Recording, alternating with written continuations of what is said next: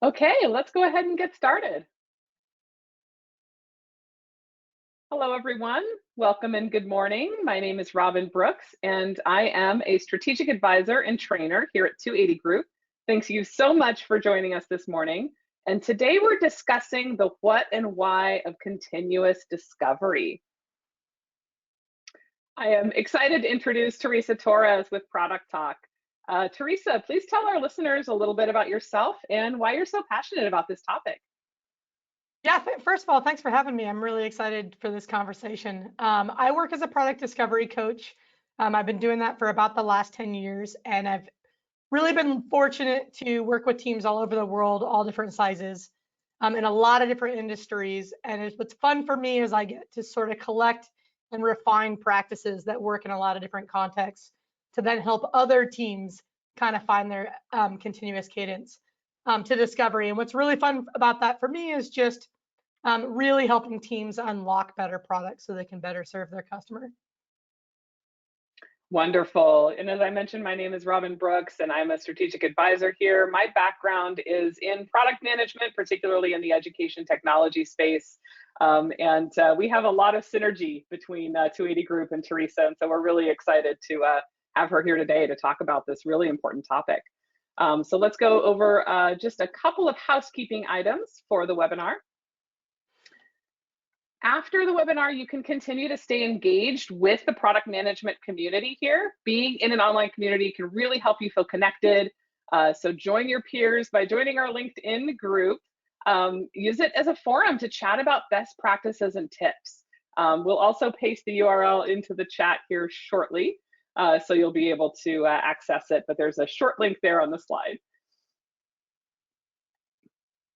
Now, during the webinar, please ask questions. Our team is standing by to help. So at 280 Group, we really love interacting with you. We encourage you to ask questions or give feedback. You can use the questions box on the right of your screen, we see it here, to type in questions or comments at any time. And we will leave time for Q&A at the end of the webinar. So if we don't get to your question as we're rolling here, we will make sure to try to answer as many as we can at the end. And our most popular question is, can I watch this webinar later? And the answer is yes. All attendees will receive a link to view the webinar recording after it has ended. So with that, let's go ahead and talk a little bit, just briefly, about 280 Group. Our mission is to empower product professionals with the knowledge and tools to build products that matter. So we are so excited to have you here today to talk through this. Unlike other companies, we're focused on just the needs of product professionals. So whether you need help as an individual, growing your knowledge and skills, or you're working towards improving your team's effectiveness, we have the experience and services you need. So check us out at 280group.com. And now let's get on to the meat of the webinar. So take it away, Teresa. All right, excellent. So thank you, Robyn. So like Robyn mentioned, we're going to talk about the what and why of continuous discovery. I already gave a little bit of a background. So what I'm gonna touch on here is really just highlighting that the framework and the tools and the tactics we're going to talk about have been tested in a lot of different environments. I know what it's like to sit in an audience and think, oh, this is only going to work at the Amazons and the Netflix and the Googles of the world. And so what I want to encourage you to do is flip that a little bit and think, oh, odds are this has worked in an environment like mine, because I've probably worked with a company like yours, and see if we can start to look at how might you bring some of these ideas to your own workplace. All right, so I want to talk a little bit about just what do we mean by discovery. So level set a little bit. It's this simple. Discovery is the work that we're doing to make good decisions about what to build. And we often contrast that with delivery, which is the work that we're doing to build, maintain, and ship, or build, ship, and maintain a production quality product. And the reason why these definitions are becoming much more prevalent in our industry is we see a lot of companies put a huge emphasis on delivery and often underemphasize discovery. Thankfully, that's starting to change. Although what I see is a lot of teams adopt a project mindset to discovery, and that's because most of us sort of grew up in a project world, and we're seeing a shift towards a more continuous mindset. And so today we're going to talk about what does continuous discovery look like, I'm going to give you a pretty clear definition of that we're going to walk through over the course of the talk. But before we dive into that, we're going to start with a quick poll, which Robyn is going to walk us through. Yes. So this is a poll to determine kind of how much do you know about continuous discovery today? So nothing at all, a little bit, but I want to learn more, trying to implement it, we're doing it, but want to get better. And as you're thinking about your options, there's no wrong answers here, right? Like all of us are on a continuous improvement journey, trying to, in fact, what we're going to talk about today is really giving you a benchmark to aspire to. Mm-hmm. Absolutely. I think no matter how much we've done this, there's always room to get better because it's always changing. And I know that from following Teresa's work for the last few years. We learn, we grow, and that's what it's all about. We're continuously discovering, right? Exactly. Yeah, we don't just continuously discover our products, we also continuously discover our methods, which is a lot of fun. Absolutely. Okay, so we have our responses in. Thank you everyone who responded. And the biggest section here is almost 50% said, I've heard a little bit, but I want to learn more. So I think that's pretty that's pretty typical. Yeah, that's not surprising. It looks like the next big chunk is trying to implement it. For those of you that said nothing at all, you're going to get a pretty good foundation today. Yeah. So we'll level set you pretty quickly. And for those of you that even said we're doing it but want to get better, we're also going to get into, I often hear people say, wow, I've been doing this for a long time and I still got some really good takeaways. So I think regardless of where you fall on this poll, hopefully there's something you'll be able to take away from today's talk. Absolutely. Okay, all right, great. So let's get into, I talked about the rise of discovery versus delivery, how a lot of us are starting with a project mindset, and that really what we're going to talk about is how do we get to a continuous mindset. So let's start with, what do I mean by a project mindset? So most of us work in a world where we pick up a project or we pick up an initiative. If we're lucky, we start with some user research, we do some customer interviews, we create a research deck, we rely on that as we make decisions throughout the project. And then maybe at the end of the project, we do some validation research. We validate, did we get the design right with usability testing? We validate, did we get the delivery right with A/B testing? There's nothing wrong with project-based research, right? Especially if you're involving your customer, that's better than no research. But what we're seeing is the best teams are adopting a more continuous cadence because we're starting to recognize that we actually could benefit from having the customer involved throughout the entire process. So I'm going to start with just a quick definition of continuous discovery. This definition comes from my book, Continuous Discovery Habits, which we'll talk a little bit more about at the end of the talk. I define this continuous discovery as weekly touch points with customers by the team that's building the product, where they're conducting small research activities in pursuit of a desired product outcome. Now, this is a mouthful. We're going to break it down line by line as we go through the talk. So I want to start with this first line of just weekly touch points with customers. Why is this cadence so important? As product people, we're making decisions every day. Some of them are big strategic decisions, like which customers should we serve, what opportunities should we go after, what are the big rocks that go on our roadmap. Others are just daily or weekly decisions that have an impact on our product, like what do we label this button? How do we expose this feature in the interface? How should this workflow work? Or how should the underlying data model work? Most of us know that those big strategic decisions need customer input, and that's usually where our project research shows up.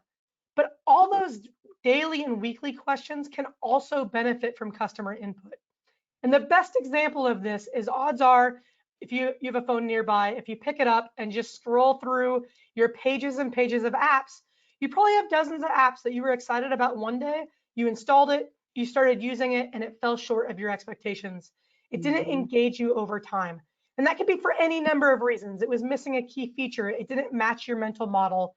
It just wasn't good enough, right? When we see that happen, oftentimes a team gets a key idea right, but they don't follow through. They don't infuse those daily decisions with customer feedback.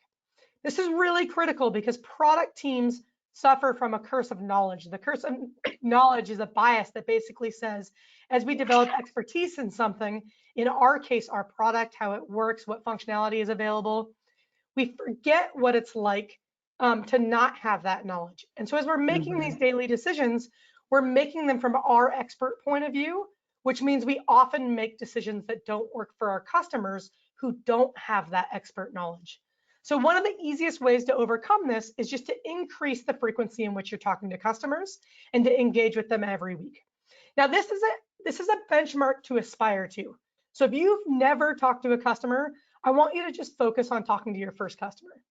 If you're talking to customers quarterly, try to get to monthly. If you're talking to them monthly, try to get to every other week. So don't look at this as if you're not talking to them weekly, you're doing something wrong. Instead, take a continuous improvement mindset of, can we make next week, next month look a little bit better than last week or last month? By increasing the frequency in which we engage with our customers, we're increasing the number of opportunities where we get to see this gap between how we think about the product and how our customers think about the product. And this is really important. This is what's going to help make sure that more of our decisions work for our customers. It also starts to unlock what I call a co-creation mindset. So we already talked about a validation mindset where we're validating our design with usability research, we're validating our delivery with A/B testing. A co-creation mindset allows us to get feedback much earlier in the process. Our customers can give us input on what problems we should be solving. They can give feedback on our pencil drawings when it's super inexpensive to change direction. This really unlocks a lot of magical our products really, we can iterate on them quickly when we're getting feedback frequently from customers. Now, whenever I talk about co-creation with customers, somebody in the audience is thinking about either the Steve Jobs quote where he said, customers don't know what we want until we show it to them, or the Henry Ford quote where he might have said, if I had asked customers what they wanted, they would have said a faster horse. So I want to be really clear, right? I want to be really clear. We're not going to ask customers, what do you want? That's the wrong question when we're talking about co-creating with customers. The goal here is to combine our knowledge of our product and technology and what's possible with our customers' knowledge of their world, their context, their needs. So when we talk about co-creating, we're talking about synthesizing those knowledge bases so that we get better products. Okay, so we've tackled this first line. Why are we trying to get to this weekly cadence? Again, it's so we can close the gap between how we think about the product and how our customers think about the product. It also is going to unlock this co-creation mindset. It's really critical, however, that it's the team that's building the product that's engaging on this weekly cadence. So let's start with who do I mean by that? This really is this idea of a product trio. So this is a product manager, a designer, and a software engineer being jointly responsible, collaborating from the beginning on their discovery decisions. So remember, discovery is the decisions we're making about what to build. So we're getting these three roles in the room to jointly make these decisions. This is different from what we've historically done, right? Historically, a product manager writes the requirements, they hand them off to the designer who does the design work, and then it gets handed off to the engineers who write code.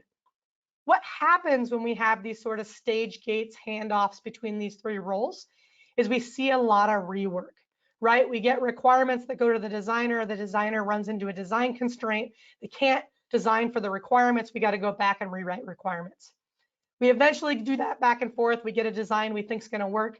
We hand both off to the engineers and they run into a limitation, right? Maybe the data model doesn't support what you're trying to do. Maybe a user story gets an estimate of 20 weeks and you thought it was going to take 2 weeks. And we got to redo the requirements, redo the design. This process of handoffs and stages between groups is what leads to projects being over budget, under scoped, and late, right? This is the epitome of why companies are shifting from a waterfall process to an agile process. However, most of us that work under an agile framework are still essentially doing mini waterfall, where we're still handing off. So the trio is trying to break this model and say, look, let's get these 3 roles collaborating from the beginning, working together on making decisions about what to build. And because they're the ones making decisions about what to build, they're the ones that need to be engaging with customers on a weekly basis. So they're overcoming that curse of knowledge. Agreed. That happens so often. I once asked an executive to describe for me what he thought Agile was, and he basically described waterfall faster. Yep. Waterfall faster. And that's very common. That's not how any of this works, right? Yeah.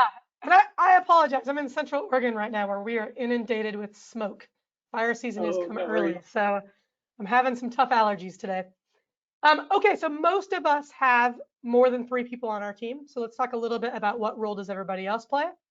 We probably have more engineers. Depending on your DevOps strategy, you probably have some QA folks on your team. Depending on how you interface with the rest of the business, you might have data analysts, user researchers, customer success folks. Feel free to insert your favorite role. I am not trying to leave anybody out with this slide. Here's the idea. We've learned from experience that the 3 roles represented in the trio are the most common roles responsible for building digital products. And so the idea of the trio is we want them collaborating from the beginning. Based on what roles are available at your company, this concept can flex. So for example, if you have a user researcher that's embedded full-time on your team, they're probably part of your trio making a quad, right? The other way that this idea can flex is you can pull people in for different types of decisions based on their expertise. So if you're working on the discovery for your go-to-market strategy, you're probably inviting your product marketing manager to be part of that. So the idea of the trio is not meant to exclude, it's meant to flex so that you're balancing the speed of decision-making, the fewer people involved in each decision, the faster you'll go, with the quality of decision-making. When you have the right cross-functional roles represented where we get to leverage everybody's expertise, we make a better decision.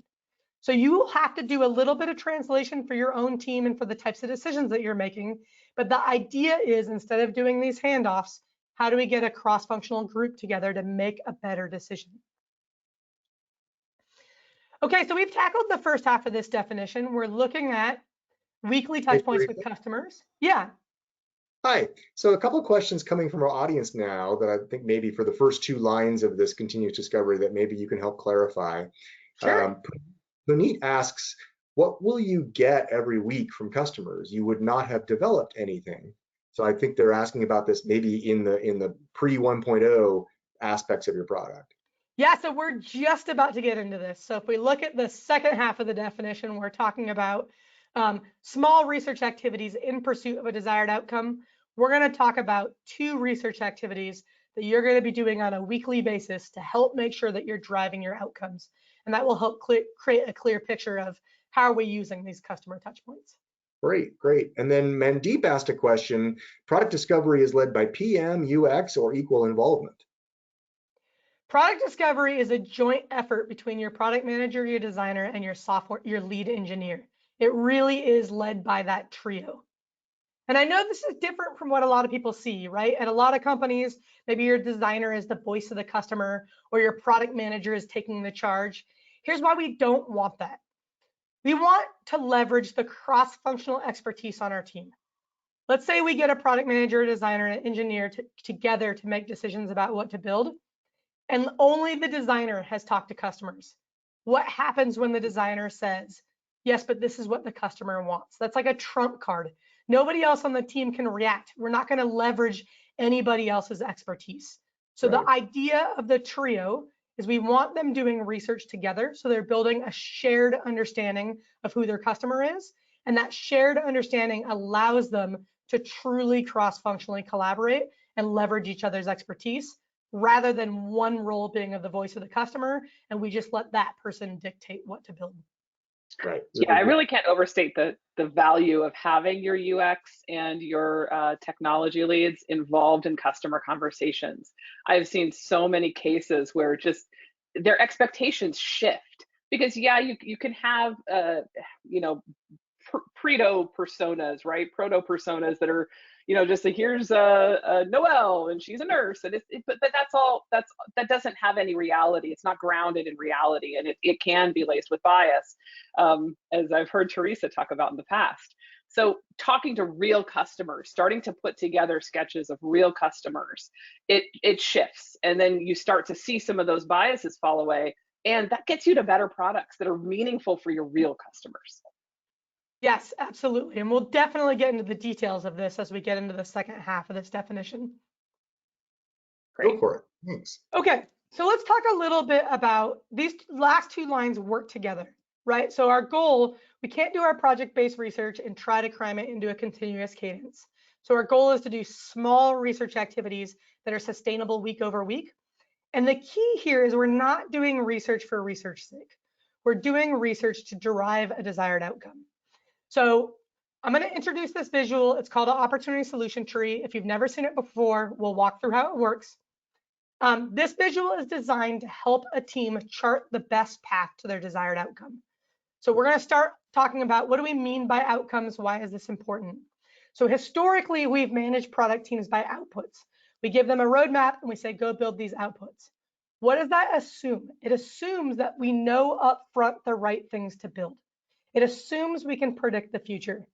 And if we learned anything in 2020, I hope it's that the world is far more uncertain and ambiguous than we possibly could have imagined. And hopefully we don't go through another global pandemic in our lifetime, but we do see the world change radically when competitors enter our market, when technology disrupts our market. Even every time we make a code change to our own product, we're impacting our customers in a way that shifts their needs. So with an outcome focus, what we're saying is we're not sure what the right outputs are, but this is the outcome we need you to drive. And in my model, I want you to think about the outcome as measuring business value. It's where your business is set, it's where your business leaders are saying, this is how you can create business value for the company. I'm going to give you an example of this. I use Netflix in my examples, not because they sponsor me or I've never even actually worked with them, but because everybody is universally aware of Netflix and generally how it works. If I was a business leader at Netflix, the metrics I'd be looking at, my financial metrics would be things like customer acquisition, subscriber retention. I'd be looking at lifetime value of a customer. That's a key driver of our revenue. So I might give a product team an outcome of increasing subscriber retention. So that's an example of how they're going to create business value. Now we want to also be customer centric and look at how do we create customer value. And we do that by discovering opportunities. So opportunities are customer needs, customer pain points, customer desires. And we're looking for the opportunities that if we addressed them would drive our outcome. And this sounds so simple, but there's a lot of power here because at a lot of companies, customer value and business value are at odds. And what we're doing here is we're starting with business value. We have to start with business value because if we don't, we run the risk of creating unsustainable products that will lead to us going out of business or our product being shut down. So we're starting with business value, but we want to create business value in a customer-centric way. So we're then exploring through opportunities how we can create customer value. We do, of course, have to look at outputs and discover the solutions that will address those opportunities, creating customer value in a way that drives that outcome and thus creating business value. So what this visual is helping us do is it's helping us identify solutions that will create customer value in a way that also creates business value. So we're going to talk about how this works. It starts with defining this business outcome. So I gave you this example of a Netflix leader saying we need you to drive subscriber retention. The product trio needs to translate that to a product outcome. A product outcome is a metric that measures a behavior in the product. In the Netflix world, that might be increasing viewer engagement. You have this theory that if people watch Netflix more, they'll retain longer, right? So we're doing that translation from a business outcome to a product outcome. Once that's in place, the first small research activity we're doing on a weekly basis is we're interviewing our customers to discover the opportunity space. And this is critical. Many people think about interviewing as a way to evaluate solutions. I want you to think about interviewing as a way to discover needs, pain points, and desires. And we'll get into the how behind that in just a minute. But first, we're going to do another quick poll. Okay, great. So this poll is all about what you think the biggest barrier is to getting continuous discovery going. Is it assembling the team that you need? Is it putting the right processes in place? Is it recruiting customers to talk to? And that could include internal barriers to talking to customers. And also understanding the results of your customer interviews. How do you organize them? How do you really turn that into things that are actionable? And for many of you, it could be multiple. So pick the biggest barrier.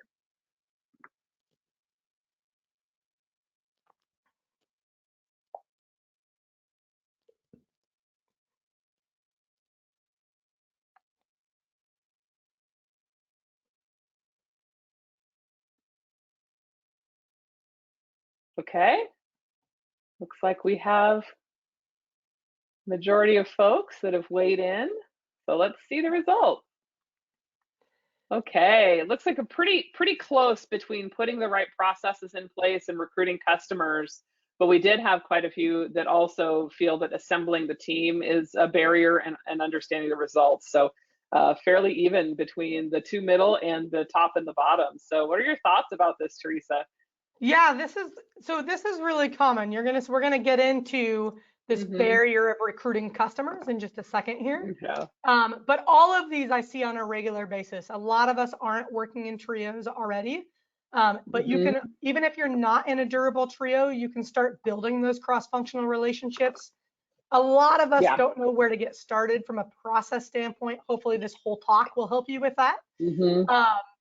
And then understanding the results of customer interviews, the methods that I'm going to give you today will also set you on a good path for that as well.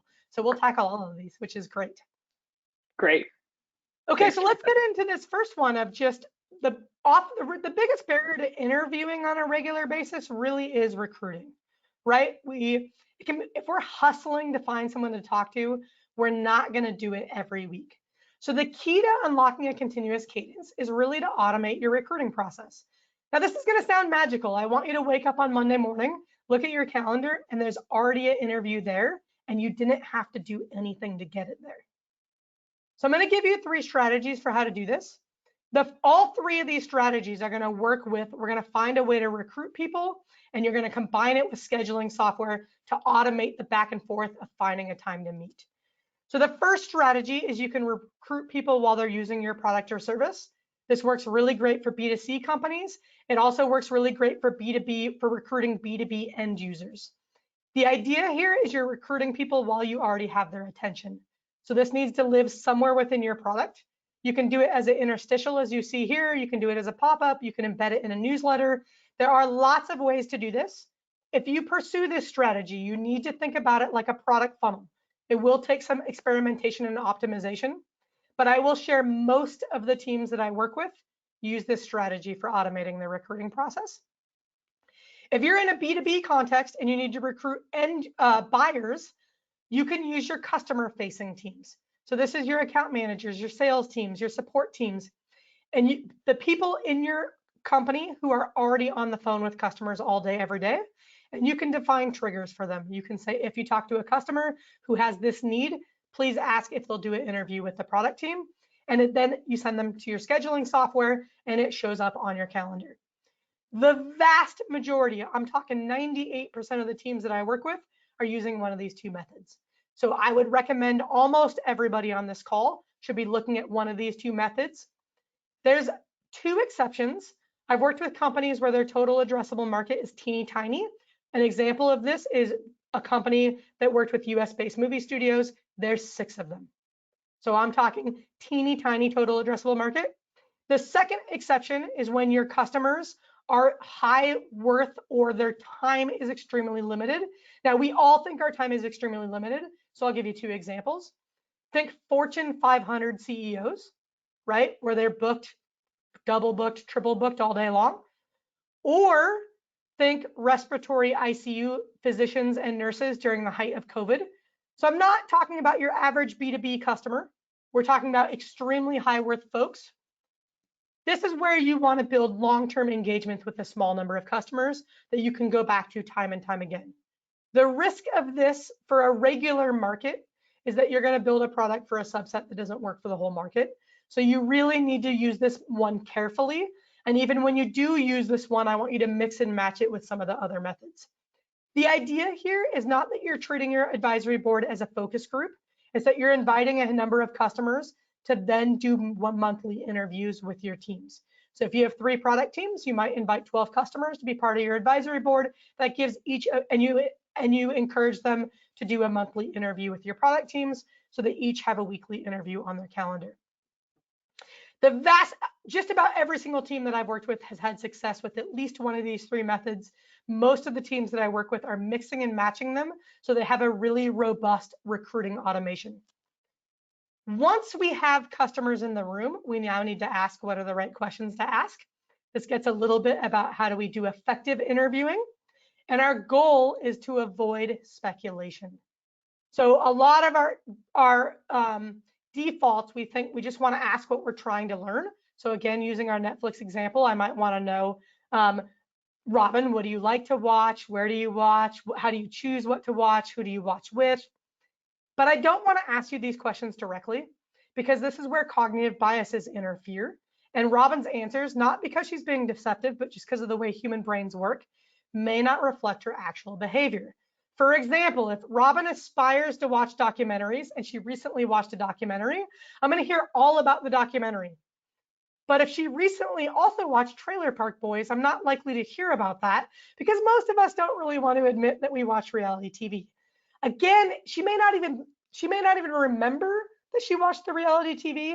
So it doesn't even require this active like posturing of I want to present myself as someone who wants to watch a documentary. It's simply how our brain works. Her brain is going to give her a fast answer, and the fast answer is going to be more likely to be what she aspires to than what she actually does. So the problem is when we build products based on what people aspire to, we get all these mobile phone apps that we really wish we meditated every day, but we stopped using it because it didn't really support the fact that we aspire to meditate every day. We don't actually meditate every day, right? So we want to build products based on what people actually do so that we can help them become their aspirational self. And the way to do that is in your interviews to ground them in specific stories in the past. Now, if you've read anything on the internet about interviewing, you've probably read, don't ask open-ended questions. Ask open-ended questions, don't ask leading questions. That's good advice. It's not enough. I could say, Robyn, tell me about your experience on Netflix. It's open-ended. It's not leading. It is, however, still speculative. So instead, I want to ground my question in a specific instance. I can say, tell me about the last time you watched Netflix. Tell me about the last time you had to choose a new show to watch. Tell me about the last time you watched on a mobile device. I can collect all kinds of stories, but the key is if I ground Robyn in a specific instance, her answer is much more likely to reflect her actual behavior. The other value of this strategy is needs, pain points, and desires, also known as opportunities, are going to start to emerge from Robyn's stories. And I can start to hear about areas where I can help in the context of a specific story, so I get all the nuance and all the detail. Now, once we have this, I want to choose a target opportunity to explore. I'm going to dive deep on a target opportunity. I'm going to generate solutions, and my goal is to compare and contrast solutions against each other. Again, I want to highlight this is different from what most teams do. Most teams hear a customer need and they jump to their first solution and they say, is this idea good or not? Right? You've probably done this because I've done this myself, where we ask a whether or not question. The challenge with this framing is that it sets us up for 2 biases, the escalation of commitment and confirmation bias. Escalation of commitment, the more we invest in an idea, the more we fall in love with it. The more we fall in love with it, the more likely we're to see the evidence that supports our idea and not see the evidence that refutes our idea. That's confirmation bias. The easiest way to avoid these 2 biases is to frame it as a compare and contrast question, to work with a set of ideas and say which of these ideas looks most promising. This compare and contrast idea is important enough. I'm going to give you a visual to help you remember it. We're coming up on the Summer Olympics, which I'm pretty excited about. This is Usain Bolt. He was once the world's fastest 100-meter runner. If I asked you, is he fast or not? I want you to hear a whether or not question. This is like asking, is this a good idea or not? How do I answer it? Is he fast relative to what? Is he fast relative to a cheetah? Probably not. Is he fast relative to a Tesla? In the first 100 meters, I would pay to see that race. Is he fast relative to other humans? Absolutely. What we're seeing on the right is a compare and contrast decision with a clear front runner. This is what we're looking for when we're comparing and contrasting our solutions against each other. Now, the reason why we don't do this, we do project-based research. We can't do project-based research for 3 ideas at once. We don't have time. So we need to change our research activities.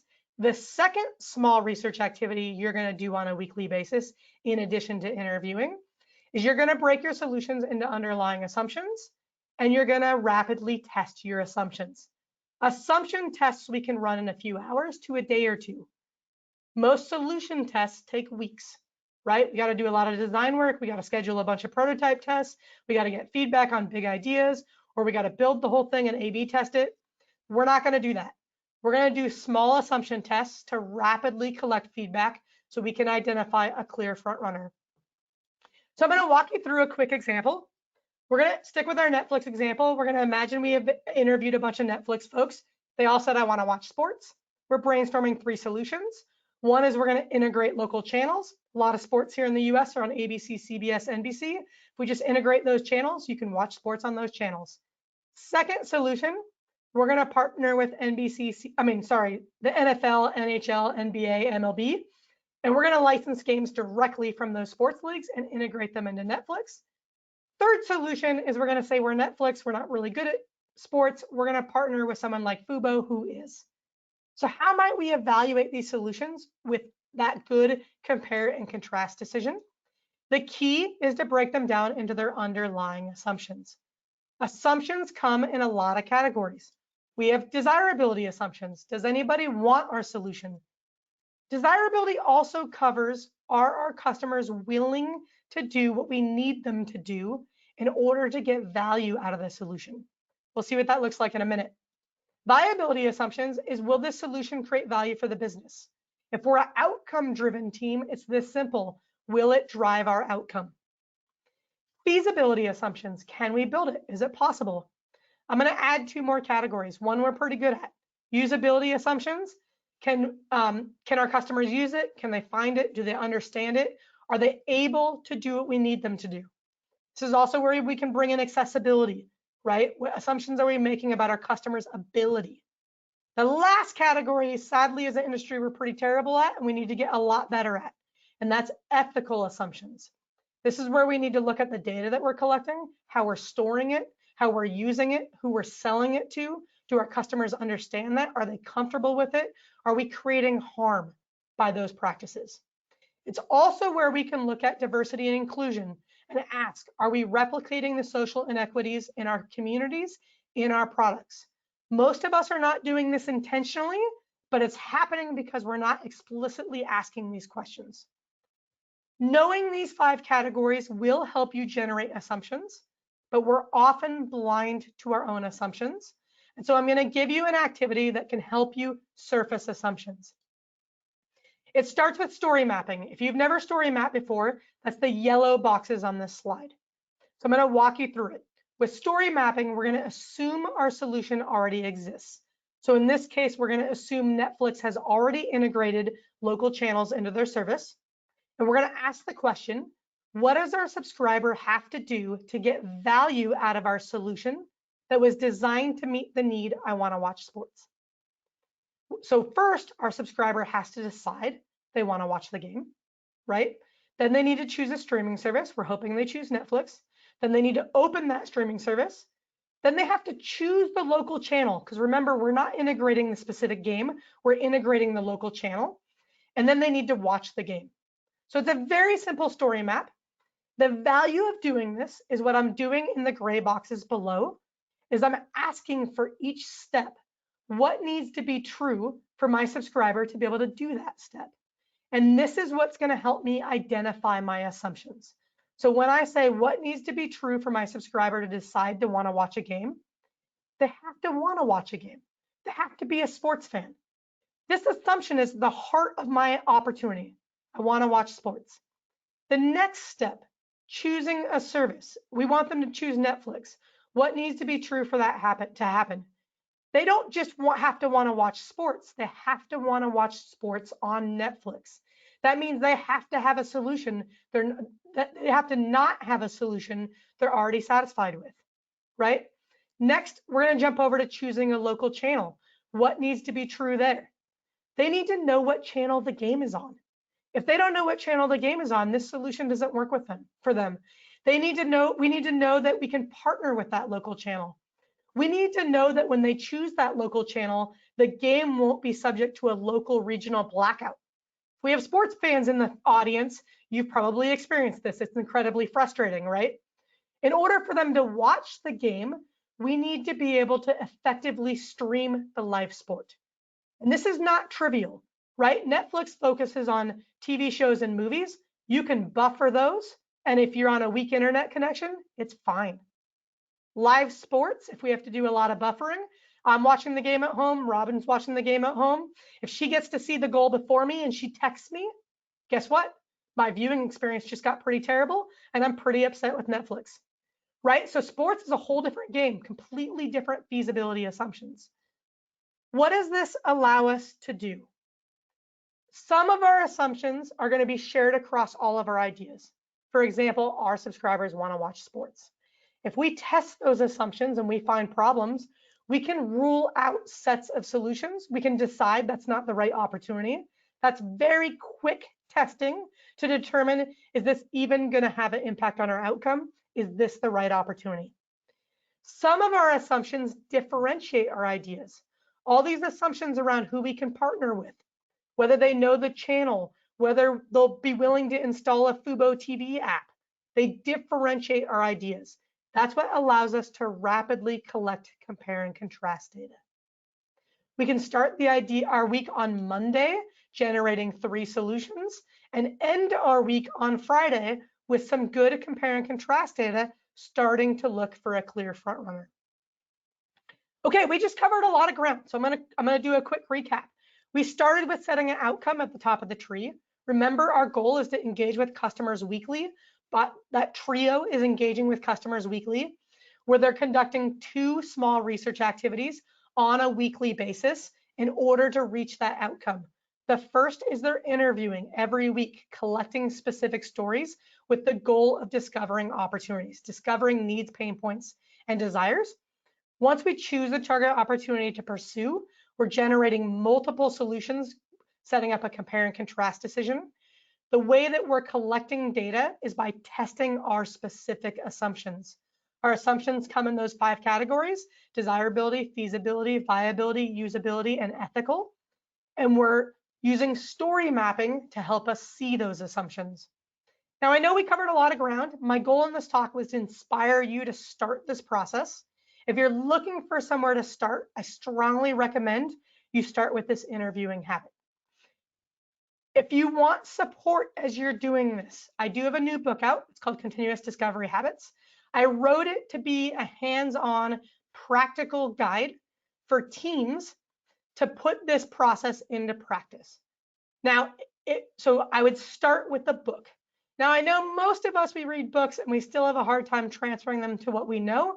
So we also have a number of products and services that will help you as you're trying to put this into practice. We have a community that can help support you as you're putting this into practice. We have courses that cover each and every habit. So if you want to learn more about that, go check out producttalk.org. And then I think we're going to do one more poll before we turn to questions. Let me pull that up. Okay, so what this is just for us. We'd love to find out how useful this webinar was for you, particularly around giving you actionable tips to help you shift from a project mindset to a continuous discovery mindset.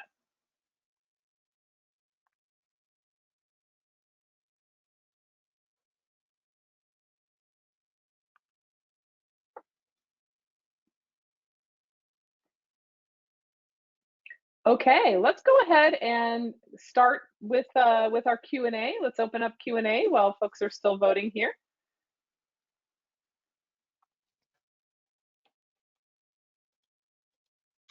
Okay, so I have a question that actually came in ahead of time that I'd like to kick off with here, Teresa.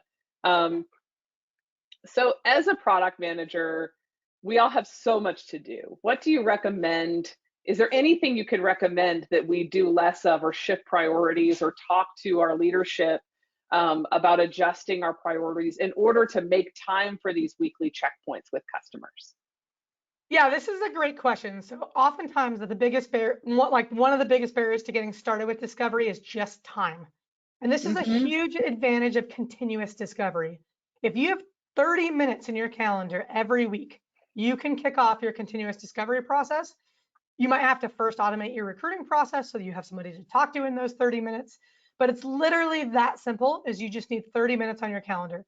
Now, I have worked with teams that are double booked all day long. They don't have 30 minutes. If Mm-hmm. that's your situation, you need to ruthlessly evaluate where your time is going and what meetings you can drop. I promise you, you don't need to be in every single bug prioritization meeting. You don't need to be. Here's the thing, product managers in particular get invited to a lot of meetings. It feeds our ego. We want to be part of every conversation. But if you want to do your job well, you need firsthand exposure to customers, and you need to find a way to fit that in. So I would start with, there are probably many meetings that if you stopped going to them, nothing bad would happen. So if you need to make room for it, start Mm-hmm. there by asking, what are those meetings? Yeah, that's really critical. It's hard to let go, right? But we have to recognize there's only one of us, and it also may be challenging to free up schedules for your design and your technology lead.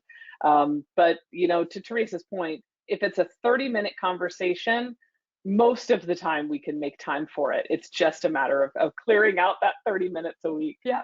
And then So committing that's to great. it, right? Yeah. Don't schedule over it. And this is the power of automating your recruiting process.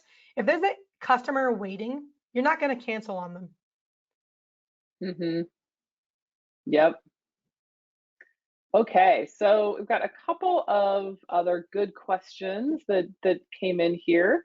Um, so from Ferry C, is the outcome for this then the solutions or idea that comes out of this, is that stored in the product backlog, or does it go through another interim step? Yeah, great question. So while you're assumption testing, you're evaluating, where you're looking for that clear front runner. You might find a clear front runner right away and you're ready to build it. And some of that is going to depend on, like, how do you make that judgment call of what goes in the backlog? Here's the way to think about it. Whether you're doing any discovery or not, everything that goes in your backlog is a bet. The better your discovery, the better the bet. But it's still a judgment call. So as you assumption test, you're evaluating how much risk is there in this idea and how much risk can my company bear. And you're doing just enough discovery to mitigate that risk. And as soon as you've done that, you can put it in your backlog. Now, one of the keys that we did not get into in that much detail in the talk is opportunity mapping. So if you Mm-hmm. map out the opportunity space using this tree structure, you're breaking big opportunities into smaller and smaller opportunities. This is a big key of what unlocks the continuous cadence. And if you do that, you're always working on a small opportunity, which should help you work in smaller batch sizes, which will really help you get away from this big project mindset. So you're not doing discovery, a ton of discovery on a big project, doing all this assumption testing, and then dropping a big project into your backlog. It's more, think about it as you're working on small opportunities, you're pushing those opportunities to your backlog, moving on to the next one. Okay, great. I also had another really interesting question here. Is continuous delivery a prerequisite for continuous discovery, or vice versa? Yeah, this is a really good question. So continuous discovery and continuous delivery obviously go hand in hand. You can start with either. In fact, I would recommend you push on both at the same time. So Mm-hmm. what happens when they're out of sync? So if you're delivering continuously, usually you have this problem where your product and your discovery is trying to stay ahead of delivery, and there's a lot of this scurrying. If your discovery is way ahead, then you end up getting this big backlog of stuff that's going to delivery. So ideally, they're really aligned, but depending on where your company is at and what your release structure looks like, it might take a lot of work to get to continuous delivery. And same with on the discovery side. So most teams, these processes aren't fully lined up, which is why it's still hard for us to imagine what a truly continuous process looks like. But I would recommend you really push on both at the same time. Great. So I've got a good question here from Chris S. How do we break through the org silos that believe engineering is a back-end function that doesn't or shouldn't interact with customers?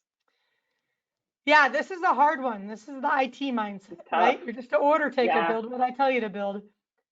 So if you're a product manager working on a team like that, I would just look for opportunities to invite a customer. Don't fight the ideological war, right? Don't come in on your horse saying, hey, we got to do this. This is the right way. You're not going to get anywhere. I would look for small opportunities to expose your engineers to customers. So that's from a focusing on your work standpoint. In parallel, I would look for how do you start to expose the gaps that come out from this IT mindset.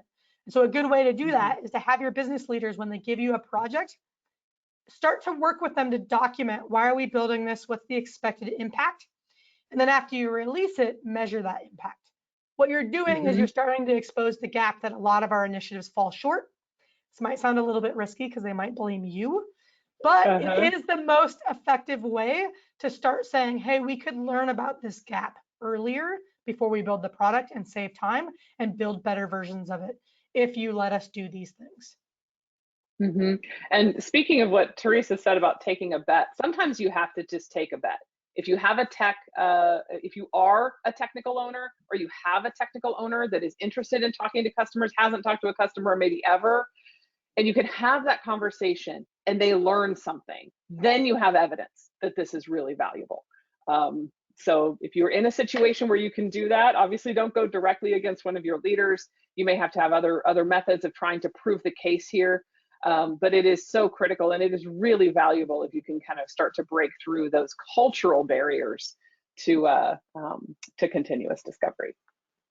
Okay, I think we've got time for one or two more here. Okay, so this is a great one from here on P. How do really big, hairy projects or opportunities that might require 3 to 6 months feed into this discovery process, or vice versa? Yeah, this is where opportunity mapping is really valuable. So I'm going to give an example of this. So if we take Netflix again, you could imagine that in every interview that Netflix conducts, they probably hear an opportunity that sounds like this. It's hard to find something to watch, right? If you are a Netflix subscriber, or really a subscriber of any streaming entertainment service, you've probably had the experience of scrolling through a million things, trying to figure out, should I watch this or not? Okay, that opportunity is evergreen. If you work at a streaming entertainment company, you are never fully solving it. It is going to be a need forever. The value of opportunity mapping is you can start to deconstruct it into smaller and smaller opportunities based on what you're hearing in your interviews. So why is it hard to find something to watch? Maybe a sub opportunity is, I can't decide if this particular show is good or not. Maybe another sub opportunity is, I have a specific movie in mind and I can't find it, right? Maybe another sub opportunity is, I can't remember which service this show is on. I have that problem a lot. That's why the Roku search is magical, right? So now I can take one of those opportunities, like I can't decide if this show is good or not, and break it down into even more sub opportunities. How do people decide if a show is good or not? Maybe they ask questions like, who's in this show? That's a sub opportunity. Or is this like another show that I've watched? Or do I have any friends that are watching this show? So as we interview, we can start to learn about, how do people evaluate, is this show good or not? And all those sub opportunities become even smaller problems to solve. And so if we get to an opportunity like, who's in this show, that's something we can solve in a couple of weeks. We can tell you the cast, we can tell you who's who, right? We can tell you what else they've been in. When we solve that, we don't totally solve this top level opportunity of, I can't find something to watch, but we partially solve it, right? And if we keep doing that over time, we chip away at the bigger and bigger opportunities, but we do it in a way where we don't have to do this 6-month project before we deliver any value. So the key to a continuous cadence is really taking the time to understand the opportunity space and to really structure it well. Great. Let's do one final question. This is a great one to close out with. How long on average have your clients taken to demonstrate improved results from implementing continuous discovery? Is it a few sprints, a few releases, a year? Obviously there will be some variance, but they want to manage the expectations of their leadership team as they go to implement this. Robyn, you broke up a lot during that question. Oh no, were you not able to hear me? Let me try that again. So basically, how long does it take to see results from implementing continuous discovery? On the order of weeks, months, a year, and what does success look like? Yeah. Okay. So I think I heard it. You cleared up at the very end. How long does it take to implement continuous discovery? Yeah, and then what does success look like after, a month or a year of doing continuous discovery? Yeah, okay. So when you're new to this process, you have to acknowledge, you have to understand there will be a learning tax for you individually as a team. Like it's going to take time to get well versed in the process and to do it well. There's some infrastructure you'll need to have in place to help you do it. Things like automating the recruiting process. With assumption testing, you might want to have access to like unmoderated testing tools and one-question surveys and things like that to help you run fast assumption tests. There's a little bit of a time tax just to get that set up, and I go into more detail on that in the book. Once that's up and running, a good continuous, the first time you go through the process, it's going to feel slow and it's really heavy. It's a lot of work. The second time you go through it, it's going to go faster. The third time you go through it, it's going to go even faster. And by like the third or fourth time, you're going to be like, wow, how did we ever work any other way? So that's the first thing, is adopting the process will take a little bit of time. So you need to know that going in. What does a successful team look like? I would say you're starting with an outcome, you're quickly uncovering the opportunity space, and in a matter of a couple of weeks, because you can start mapping the opportunity space after just 3 interviews. Now you're not done. Opportunity mapping is a continuous activity. You're continuously understanding, mapping out, adjusting the opportunity space. You can choose a target opportunity and get assumption tests live by like week 3. And if it's taking you longer than that, it's because you're either still learning, which is fine, you will take a learning tax, or you're just not going fast enough. And so a lot of this is we're pushing the pace, because most of the learning is going to happen in your assumption tests. So think about it as interviewing is giving you inspiration for which problems to solve, but assumption testing is really testing, do we have the right solutions? Is this the right opportunity? Thank you so much for those answers. This has been a really, really informative webinar. Just to help close us out here, if you want to learn more about how to implement a lot of the discovery techniques that Teresa talked about, definitely pick up her book. I want to give an extra plug for that. I've read it. It's phenomenal. And if you need help implementing a lot of the things around continuous discovery, that's where 280 Group can help. We have our 2 flagship courses, Optimal Product Management and Digital Product Management. Optimal Product Management will help you put a really great framework around your product management practice as a whole. Digital Product Management is a lot more focused on cultural transformation, moving from that project to product mindset as a whole. So both of these courses will really help, along with Teresa's wonderful book, to help you implement all of these things. So thank you so much for coming today, and we'll hopefully see you soon. Thanks, everybody. Thank you.